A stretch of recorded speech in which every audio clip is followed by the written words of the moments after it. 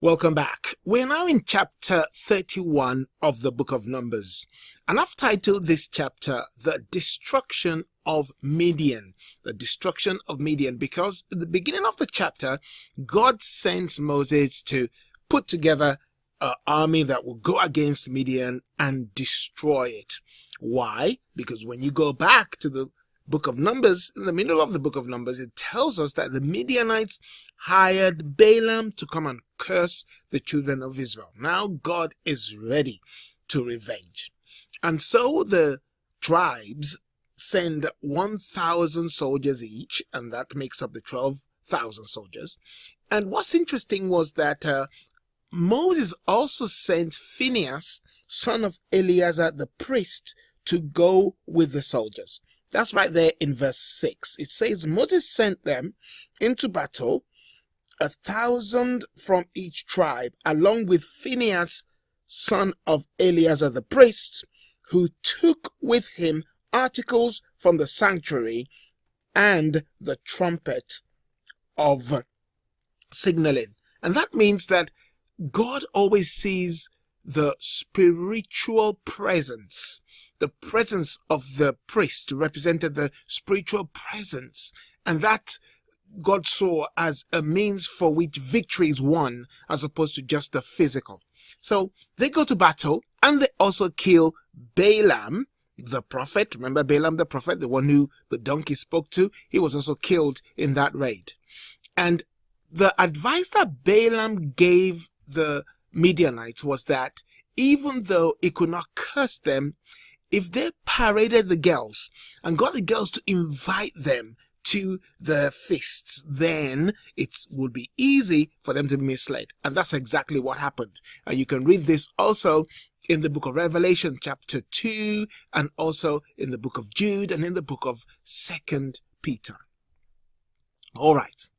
Now, what's interesting was when they went to war and came back with all the women that were saved and all the young people that were saved, they brought them all back.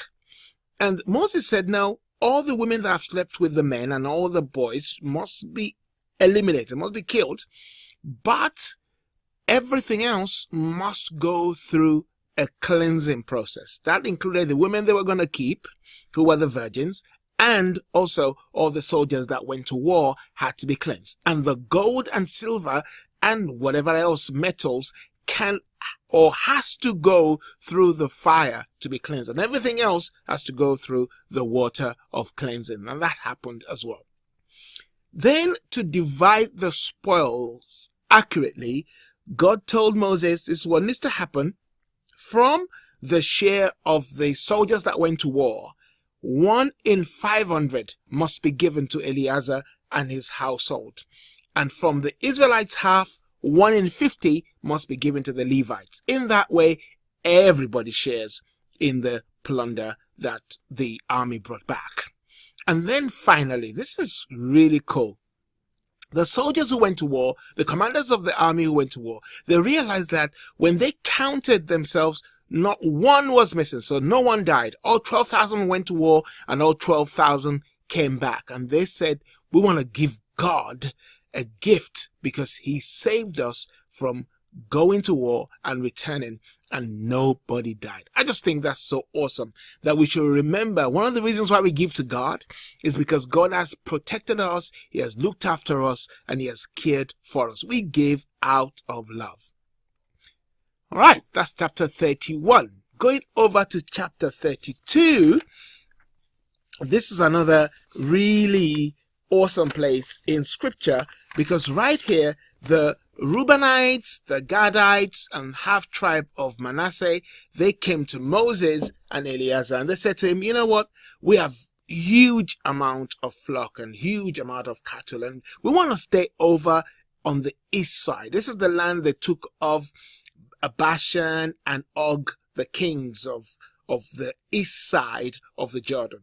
They defeated them back in the book of Deuteronomy, and if you read, you can read about it also in the book of Numbers. They defeated all these kings, and they said, okay, now we defeated them, we want their land, and we want to stay there.